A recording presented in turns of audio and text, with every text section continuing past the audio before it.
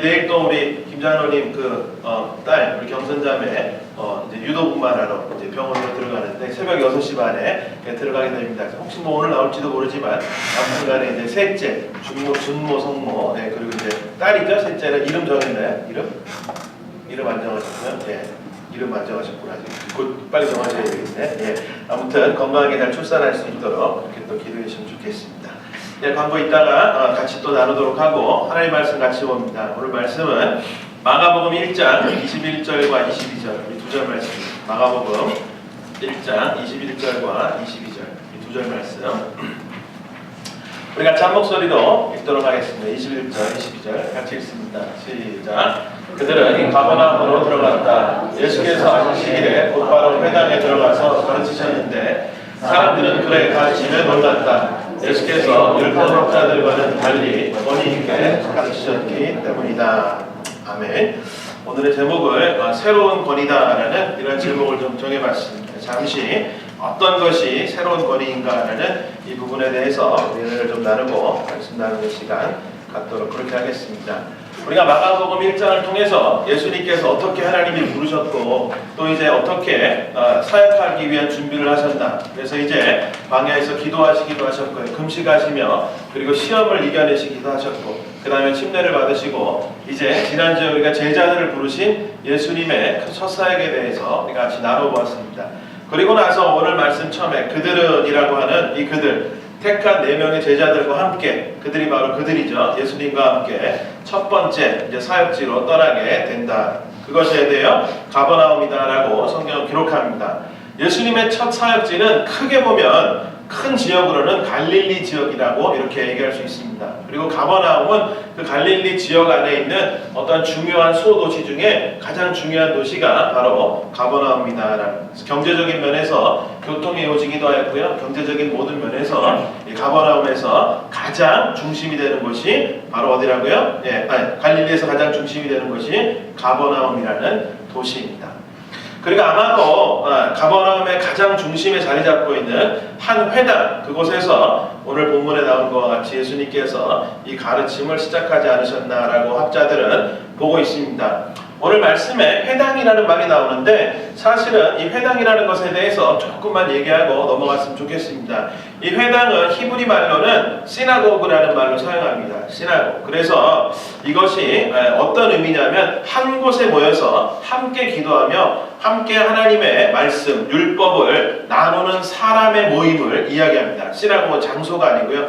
그래서 그 기원은 어떻게 되냐면 예수님 오시기 500~600년 전에 이스라엘 백성들이 바벨론 포로로 잡혀갔을 때 그러니까 예루살렘에 있는 모든 성전을 놓고 바벨론으로 갔는데 이 사람들이 이제 말씀을 나누고 서로 은혜를 나눌 그럴 모임들이 필요했던 거예요. 그래서 함께 모여서 모세의 율법도 나누고 또 함께 모여서 하나님 앞에 기도도 하고 했던 이 모임의 의미가 바로 시나고그, 이 회당의 의미였다는 것입니다. 지금으로 보면 어떤 걸 상상할 수 있습니까?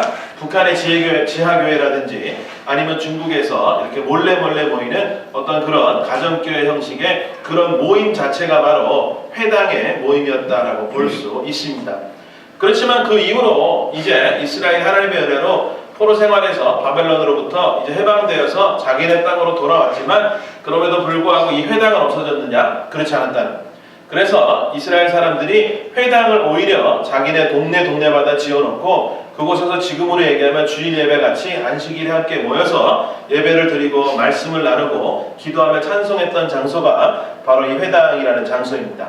그리고 실제로 예수님께서 이 땅에 오셔서 사역하시고 이제 부활 승천하신 이후에 많은 기독교의 교리들, 초기 기독교가 자리 잡을 수 있었던 가장 중요한 지역 중에 하나, 그 요인 중에 하나가 바로 회당이었습니다. 그래서 많은 주님의 제자들이 회당에 가서 예수 그리스도에 대해서 전파하는 그러한 장소로도 회당이 사용되어졌습니다. 그래서 오늘 말씀에 이곳에서 주님께서 청중들을 향하여 무엇으로 사역을 시작하십니까? 가르침으로 사역을 시작하셨다라는 것. 그것이 중요합니다.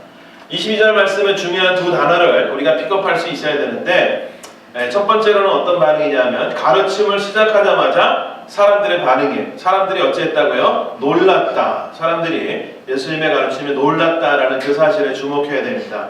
그리고 율법학자들과는 다르게 가르치셨다. 그랬기 때문에 놀란 거죠.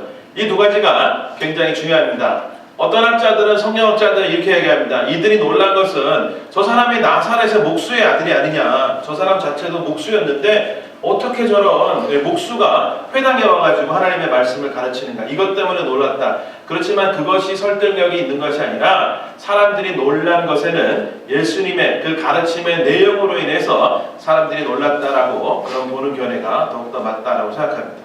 그래서 우리가 예수님이 가르치심에 왜 놀랐나를 알려면 이 전까지 회당에 모인 사람들이 어떤 말씀을 들으면서 그렇게 지냈길래 예수님이 나타나셔서 말씀하시면 놀랐는가. 그럼 누가 가르쳤을 때를 알아야 되냐면 율법학자들, 그들이 과연 회당에서 무엇을 가르쳤는지 어떻게 가르쳤는지를 우리가 먼저 알아야 합니다. 마태복음 23장에 율법학자들, 바리새파들에 대해 이렇게 기록합니다. 율법학자들과 바리새파 사람들아, 위선자들아, 너희에게 화가 있다. 너희는 박하와 회양과 근처의 11조는 드리면서 정의와 자비와 신의와 같은 율법의 더 중요한 요소들은 버렸다. 그것들도 소홀히 하지 않았어 했지만 이것들도 마땅히 행해야 했다. 눈먼 바리새파 사람들아, 먼저 잔안을 깨끗이 하여라. 그리하면 그것도 깨끗하게 될 것이다. 그리고 27절에 율법학자들과 바리새파 사람들아, 위선자들아, 너희에게 화가 있다. 너희는 회칠한 무덤과 같기 때문이다. 그것은 겉으로는 아름답게 보이지만 그 안에는 죽은 사람의 뼈와 온갖 더러운 것들이 가득하다. 자, 이 말을 들으면요, 율법학자들이 나름대로 그 당시에는 그 백성들의 영적인 지도자들이었음에도 불구하고 예수님은 그들에게 내가 올 때까지 너희가 참 수고했다라고 한마디 하지 않으십니다. 오히려 그들을 향하여서 굉장한 독서를 내뱉으시면서 너희들이 정말 중요한 것을 잊고 엉터리로 가르쳤다라는 것을 이야기합니다. 그 내용이 뭡니까? 바로 오늘 말씀에 지금 참조 본문에 나온 것과 같이 주님께서는 정의와 자비, 즉 천국과 지옥, 그리고 심판과 그럼에도 불구하고 용서하시는 하나님의 사랑을 가르치기를 원하셨지만 그들은 쓸데없는 일에 형식적인 신앙인을, 종교인을 만드는 것들만 가르치는 것에 주님께서 분노하셨다는 거예요. 물론 헌금 내고 하는 것이 중요하지만 그것만이 다가 아니라는 거예요. 하나님 사랑이 먼저지 11절 어떻게 해야 되고 예배의 형식은 어떻게 해야 되니 저째 해야 되니 만식일에 이것을 하면 되니 안 되는 이런 것들만 가르친 그 율법학자들을 주님께서 나무라셨다. 형식에 치우쳐 있고 그 율법의 왜 율법이 주어졌는지 그 정신을 가르친 것이 아니라 외형적인 것들을 가르칩니다. 그 결과 사람들이 하나님의 은혜 가운데 젖어드는 신앙인으로 변하는 것이 아니라 종교적인 그런 사람들로만 변할 수밖에 없습니다. 하나님의 마음을 배우고 하나님의 나라를 배우고 그것들을 마음에 담고 살아야 하는데 외형만 따르는 율법주의자들로 만들어버렸던 율법학자들의 가르침입니다. 구원과는 상관없어요. 그리고 남들을 구원으로도 인도해 놓을 수 없는 그런 상태로 소경을 이끄는 그런 가르침이었습니다. 그렇기 때문에 이 수백 년을 그런 회당에서 가르침을 이어오던 회당에 이제 예수님께서 혜성과 같이 등장하시는 거예요. 여러분 이 장면을 한번 상상해 보세요. 그리고 입을 열어 가르치기 시작하십니다. 그때까지 평생을 회당에 나와서 매주 모여서 말씀을 들었던 사람들이 이전까지 들어보지 못했던 이야기들을 주님께서 줄줄 쏟아내시는 거예요. 그러니 어찌 놀라지 않을 수가 있었겠습니까? 오늘 말씀을 대하는 우리의 마음도 이래야 할 줄 믿습니다. 늘 듣던 말씀 또 우리에게 들리겠지, 아는 말씀 들리겠지 하는 그런 마음이 아니라 정말 주님께서 이곳에 오셔서 주님이 원하시는 말씀을, 내가 깜짝 놀랄 만한 말씀을 주님께서 들려주실 것이다 라는 기대하고 사모하는 마음이 우리에게 또한 있어야 할 줄로 믿습니다. Anyway, 오늘 저와 여러분이 예수님이 가르치던 그 자리에 있었다고 한번 생각해 보세요. 구약을 줄줄 외우는 것이 신앙이 좋은 줄 알았던 사람들, 먹지 말라는 것 안 먹고 먹으라는 것만 먹는 것이 하나님이 기뻐하시는 일인 줄 알았던 나였는데, 그리고 구약의 가르침대로 눈에는 눈, 이에는 이 말씀을 붙잡고 내가 회당에서 힘입어 원수를 갚으려고 그렇게 계획하며 살아왔던 나였는데 주님의 첫마디는 그게 아니었다는 거예요. 주님의 첫마디는 마가는 주님께서 어떤 내용을 가르치셨는지는 기록하지 않습니다. 그렇지만 복음서에 통틀어서 우리가 알 수 있는 것은 주님의 첫마디는 항상 천국을 말씀하셨다는 거예요. 하나님 나라에 대해서 말씀하시며 하나님 아버지의 사랑에 대해서 누구든지 갈 수 있다라는 것을 말씀하셨습니다. 그리고 그 이유는 하나님이 사랑이시기 때문임을 주님께서는 말씀하셨다는 거예요. 그렇지만 먼저 회개함이 있어야 된다라고 이야기하셨고 내가 온 것은 뭐라고요? 잃어버린 자를 찾아 구원하러 왔다라고 본인이 오신 이유를 선포하셨습니다. 그리고 이제 구원받아야 할 자가 바로 너다. 예외 없이 믿음 안에서 내가 너를 구원하겠다라고 주님께서 그 단에 쓰셔서 말씀을 하십니다. 여러분, 회당에 나왔던 자들이 놀라고 자빠질 일이 아닙니까? 정말로 그들이 깜짝 놀라서 주님의 말씀을 듣게 되어졌다는 것입니다. 그리고 나서 서기관들, 율법학자들, 마태복음에 또한 이렇게 꾸짖습니다. 율법학자들과 바리새파 사람들아, 위선자들아, 너희에게 화가 있다. 너희는 사람들이 들어오지 못하도록 하늘나라의 문을 닫기 때문이다. 너희는 자기도 들어가지 않고 들어가려고 하는 사람도 들어가지 못하게 하고 있다라고 말씀하십니다. 여러분, 오늘을 살아가면서 우리가 오늘 시대의 말씀에 대해서도 분명한 기준도 있어야 되고, 우리가 과연 어떤 말씀을 사모하는지, 또 내가 어떤 말씀을 듣고 오늘을 살아가는지 돌아볼 수 있어야 됩니다. 흔히 얘기하는 말씀의 홍수 속에 살고 있습니다. 어제도 그제도 마켓에 가니까 뭐 누가 왔는지, 유명한 사람이 왔는지 모르겠지만 다니엘서 강의다 이래가지고 뭐가 이렇게 마켓 앞에 막 붙어있고, 요한계시록 강의다 뭐 이렇게 해가지고 사람들을 말씀 안에 초청합니다. 여러분은 어떤 말씀을 듣고 보고 느끼며 살아가십니까? 정말 그 말씀이 여러분을 놀라게 합니까? 와, 새롭다, 정말로 이게 놀라운 말씀이다 라는 그런 말씀들을 듣고 살아가십니까? 사실은 그렇지 못하다는 거예요.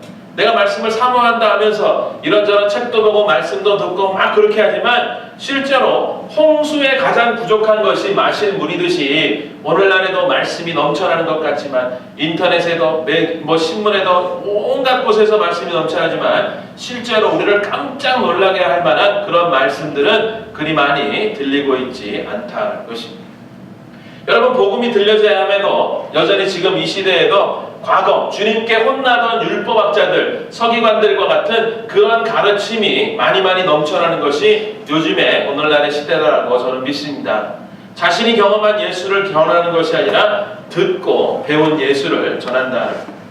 언제나 예외 없이 환영받는 가르침이 무엇입니까? 복받는 비결. 이거 예외 없어요. 복받는 비결. 이것을 지켜라, 저것을 하지 마라. 그래야 약속한 축복을 받는다라는 말씀들이 넘쳐납니다. 생명을 구원하는 그런 명령은 어디에도 없음을 우리가 안타까워해야 합니다. 예수님은 하나님이 세상을 이처럼 사랑하신다라는 것을 목청 터지게 외치고 가르치셨지만, 지금의 강단에서는 어떻게 하면 하나님께 사랑받는 자가 될 수 있는지 그 요령을 가르치고 있다는 것입니다. 몇 년 전 일입니다. 얘네가 어디서 놀다가 떨어진 모양, 소리가 크게 들려요. 쿵 하는 소리가 그렇게 났는데, 얼른 뛰어가 보니까 얘네가요, 팔꿈치를 이렇게 딱 잡고요, 아픈 표정으로 저를 딱 쳐다보는 거예요. 무슨 일이야, 괜찮아? 하고 물어보니까 얘네가 뭐라고 했겠어요? 얘네가 갑자기 저를 보더니 쏘리 이렇게 얘기해요. 쏘리. 그래서 제가 깜짝 놀랐어요. 아프면 뭐라고 얘기해야 돼요? 엄마 아파, 아빠 아파 이렇게 얘기해야 되는데, 아픈 팔꿈치를 붙잡고 아프다고 울어야 할 아이가 안아달라고 달려와야 할 5살짜리 아이가 저를 보고 아픈 곳을 부여잡고 아빠 미안해 라고 이야기합니다.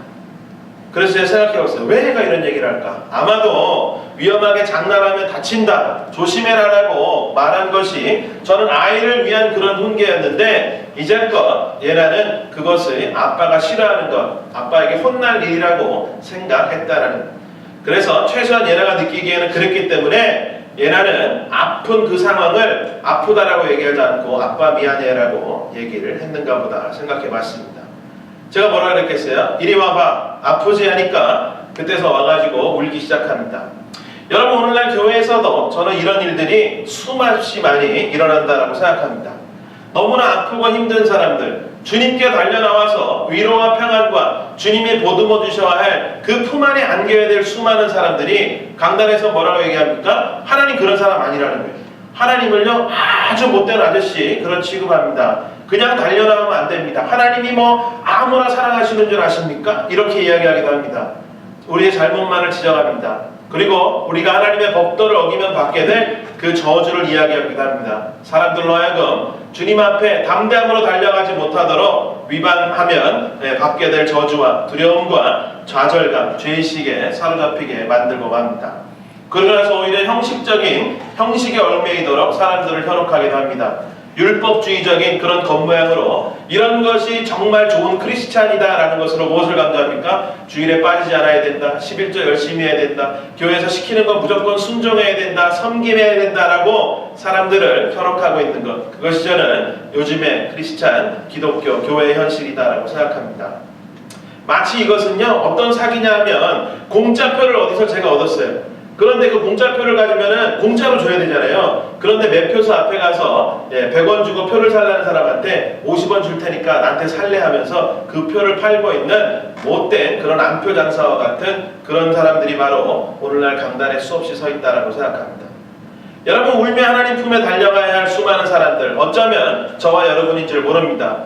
근데 이 순간에도 교회를 찾지 못하고 혼자 감추며 혼자 고통당하며 있는 사람들이 우리 가운데, 우리 주위에 얼마나 많은지 모르겠습니다.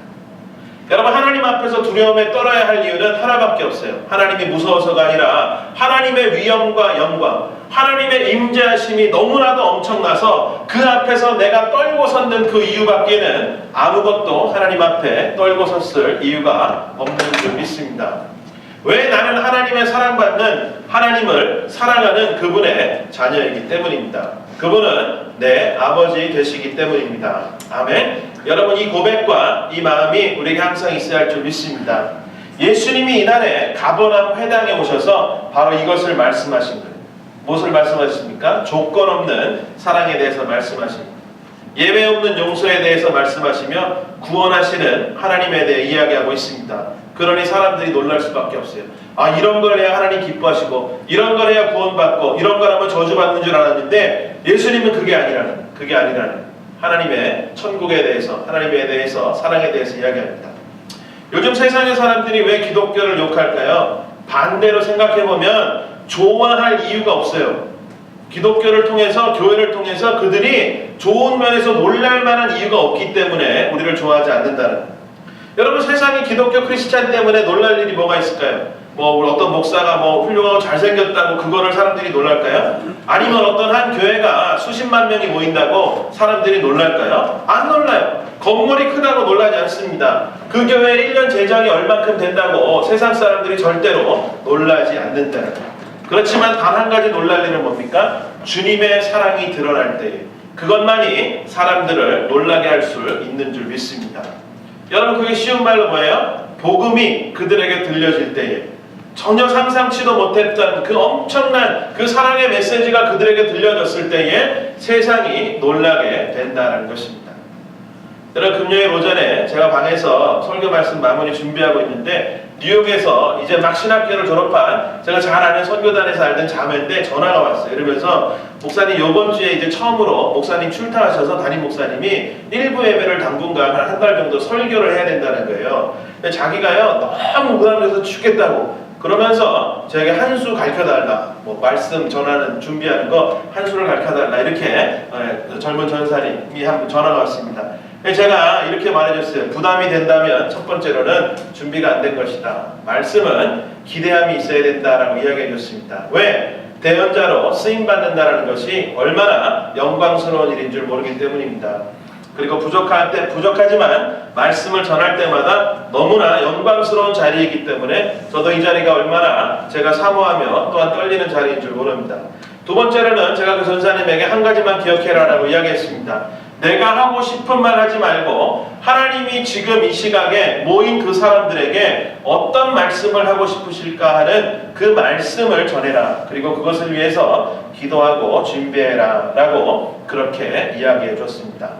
그러면서 물었습니다. 무엇이 빠지면 안 될 것 같아요? 라고 물었어요. 무엇이 빠지면 안 될까요? 그 말씀 가운데에 사랑이 빠지면 안 된다. 조건 없는 사랑이 빠지면 말씀이 아니다 라고 이야기해 줬습니다. 여러분, 때때로 혼내는 설교도 할 수 있습니다. 정죄하는 설교할 수도 있고요. 두드려 패는 설교를 할 수도 있습니다. 그렇지만 그것이 그 바탕에 정말로 조건 없는 사랑이 들어가 있지 않다면 그것은 하나님이 원하시는 설교가 될 수 없다라고 저는 믿습니다. 쉬지 않고 그들에게 말해주어라. 아낌없이 그들에게 말해주어라. 사실대로 그들에게 말해주어라 라고 권면했습니다. 주님이 얼마나 나와 여러분을 사랑하는지 그것을 말씀에 담아라 라고 권면해 주었습니다. 여러분, 말씀 넘쳐나는, 설교가 넘쳐나는 시대에 살고 있지만 그 말씀의 옥수 속에서도 변화되는 사람은 그리 많지 않습니다. 왜냐하면 하나님의 사랑과 긍휼로 시작이 되어지지 않았기 때문입니다. 여러분, 시작과 끝은 항상 하나님의 사랑이어야 합니다. 믿으십니까? 내가 무슨 일을 하든지, 어떤 섬김이든 어떤 사역이든 어떤 설교 말씀이든 어떤 성경 공부든 간에 그저 그것이 지식의 전달로만, 노역으로만 끝나는 것이 아니라 항상 시작도 사랑이요 끝도 사랑이어야 한다는 것입니다. 여러분, 깜짝 놀랄 만한 권위가 우리의 사역 가운데 나타나야 합니다. 그 권위가 뭘까요? 직분일까요? 교회의 사이즈일까요? 그렇지 않다는. 오늘 제가 제목에 적어놓은 것과 같이 새로운 권위, 이것은 바로 하나님의 사랑, 이것이 바로 우리가 믿고 따라야 할 새로운 권위가 됩니다. 다른 말로 이것이 복음이 누구예요? 바로 예수 그리스도가 복음이십니다. 그래서 바로 예수님이 내 삶의 최고의 권위자가 되는 것, 그것이 같은 질문이 뭔지 아세요? 복음을 가지고 살아가십니까? 이 말이 예수 그리스도를 최고의 권위로 당신이 인정하며 모시고 살아갑니까? 라는 말과 똑같은 질문이 되어진다는 것입니다. 저 여러분 모두에게 스스로 물어볼 수 있기를 바랍니다. 내 안에는 복음이 있는가? 복음이 있다라는 말은 뭐라고요? 예수 그리스도를 나의 최고의 권위로 삼는다. 근데 그 권위가 뭐라고요? 이 권위가 세상 사람들이 얘기하는 authority, power, 뭐 이런 것들 얘기하는 뭐 남을 억압하고 누르는 이게 아니라 조건 없는 하나님의 사랑, 이것이 바로 예수 그리스도의 권위인 줄 믿으시기 바랍니다. 그래서 이 권위에 복종한다라는 것도 예수 그리스도의 뭐 앞에 복종하는 거예요? 사랑의 권위 앞에 복종한다는 그런 말이 된다는 거예요. 여러분, 예나 얘기 자꾸 해서 죄송한데요, 언젠가 예나가요, 엄마가 그렇게 무서운 엄마는 아니에요. 그런데 혼낼 때는 되게 심하게 혼내는데 한 번 제가 기억한 적이 있습니다. 뭘 잘못해서 예나가 엄마에게 혼나고 심히 혼나고 있는데, 혼나는 도중에요, 가만히 안 있고 또 왔다 갔다 하다가 이게 무릎을 어디다가 꽝 쳤어요. 저 렌초에서 했는데 꽝 쳤는데 순간 예나 엄마가 고민했겠죠. 고민합니다. 애가 꽝 해가지고 아픈데 이 상황을 어떻게 해야 될까? 근데 마찬가지로 예나도 고민하는 거예요. 분명 혼나고 있었어요. 손 들고 혼났나 아무튼 이러는데 꽝 하니까 어떻게 할까? 그래서 예나가 어떻게 했을까요? 예나가 혼나는 도중이었는데도 어떻게 했어요? 엄마 여기 아파 하면서 엄마한테 가는 거예요. 엄마한테. 여러분이 엄마라면 어떻게 하시겠습니까? 고민했잖아요. 밀어낼까요? 혼나는 중이니까 이 녀석을 밀어내고 계속 혼나야 되겠다. 근데 그렇지 않아요. 두말하지 않고 달려온 예나를 끌어안는 그 엄마의 아내의 모습을 봤습니다. 여러분, 이것이 바로 사랑의 힘이며 사랑의 위력이며 이것이 바로 예수님께서 오늘 모인 그들에게 보여주신 사랑의 권위, 그들이 깜짝 놀랄 만한 하나님의 성품, 사랑의 권위를 보여주신 것입니다. 오늘 지금 이 순간에도 주님이 똑같은 그 사랑으로 저와 여러분 모두를 대하시며 또한 부르시는 줄 믿습니다. 주님께서 그날의 새로운 권위로 다가왔어요. 정말 제가 사전을 찾아보니까 influence, prestige, power, authority 이런 것들이 권위다라고 영어로 번역되어져 있습니다. 그렇지만 주님은 자신이 가진 그 새로운 권위, 사랑의 권위를 가지고서 세상의 모든 율법 위에 그 위에 밟고 서신 분임을 기억할 수 있어야 합니다. 그리고 그 권위로 저 여러분에게 뭐라고 말씀하실까요? 이렇게 말씀하십니다. 수고하고 무거운 짐진 착한 자들아. 아니면 수고하고 무거운 짐진 헌금 많이 낸 자들아. 수고하고 무거운 짐진 성경 많이 읽고 아는 자들아. 수고하고 무거운 짐진 예수 믿은 지 꽤 오래된 자들아 라는 이런 조건을 달고 말씀하시지 않고 그저 수고하고 무거운 짐진 자들아 다 내게로 오라 라고 말씀하십니다. 그리고 나서 뭐라고 약속합니까? 내가 너희를 어떻게 하겠다고요? 쉬게 하겠다라고 말씀하십니다. 여러분의 고통과 어려움과 그런 아픔과 문제들을 내가 그대로 짊어지고 고민하고 고통받지 않으시기를 축복합니다. 쉬게 하시겠다 약속하신 그 주님 앞에 모든 것을 내어놓고 모든 것을 맡기며 나아갈 수 있기를 축복합니다. 정직함을 회복하는 그런 소원이 우리의 심령 가운데 있을 때에 이 모든 일들이 이루어질 줄 저는 그렇게 믿습니다. 그렇지만 여러분, 우리가 하나님의 은혜를 기대하며 주님께서 우리에게 나온 자들에게 주시는 그 축복을 내가 경험하는 것으로만 끝난다. 이러면 사실 우리 삶에 별로 의미가 없다라는 거예요. 이제 예배 후에 우리가 교회 문 밖을 나서는 그 순간에 우리의 삶의 현장이 뭐가 된다고요? 바로 예수님이 가버나움 회당에 서신 것과 같은 그 회당의 자리에 저와 여러분 모두가 공히 서게 되는 줄 믿습니다. 다시 말해서 그저 세상의 대다수의 사람들이 살아가는 방식대로 기본 정도만 하며 저와 여러분이 살아간다면 정말 세상 사람들은 우리를 보며 깜짝 놀랄 만한 일을 경험하지 못하게 됩니다. 어떻게 살아야 될까요? 여러분 어떻게 사시겠습니까? 오늘 예배 마치고 세상에 나아가면 어떻게 한 주간을 살아가시겠습니까? 예수천당, 불신지옥 이것을 외치며 살아가야 할까요? 사실은 이것도 좋은 모습이지만 결국은요 어떻게 보면 사랑에 빠진 율법의 외침에 불과할 수 있습니다. 예전에 여러분들이 좋아했던 드라마, 저는 사실 한번 보고 싶은데 아직 보지 못했지만 해를 품은 달이라는 드라마가 있었어요. 혹시 보신 분 있으신가요? 아무도 안 봤나 보네. 해를 품은 달, 해품달 이렇게 얘기하는데 저는 이렇게 우리가 해를 품은 달 이게 아니라 우리가 뭐를 품고 살아야 된다고요? 복음을 품고 사는 내가 되어야 된다. 복음을 품은다. 그래서 우리가 그 마음을 이 아침에 다시 한번 확신할 수 있기를 바랍니다. 무엇이 그것을 증명할까? 내가 정말 예수 그리스도를 품고 산다면, 내가 복음을 품고 산다면 그것이 어떻게 증명되냐는 거예요. 어떻게 증명돼요? 어떻게? 성경 지식, 내가 알고 있는 성경 지식이나 아니면은 예수 오래 믿으면요 목소리도 변해요. 그런 사람 많이 봤나요? 그런 사람 못 보셨어요? 예수를 믿으면요 거룩하게 목소리도 변해요. 거룩하게 목소리 약간 이렇게 신목소리에서 젊었을 때는 젊은 목회자들 할렐루야 할렐루야 이러다가 좀 나이 먹으면 할렐루야 이렇게 변해요. 들어보셨어요? 이런 것들이 거룩한 것일까요? 외적으로 드러나는 이런 성품들이 거룩한 것일까? 그리고 그럴듯하게 찬양할 때마다 막 손 들고 은혜 받는 그런 모습이 과연 정말 변한 모습일까? 아니는. 여러분 말이 아니라 말한 대로 살아내는 그 삶이 복음을 담은 사람들의 모습입니다. 말씀대로 살아내는 것, 이것이 바로 권위 있는 삶이 되어집니다. 결국에는요 그게 예수님의 발자취를 따르는 삶이 되어질 수밖에 없다는 것입니다.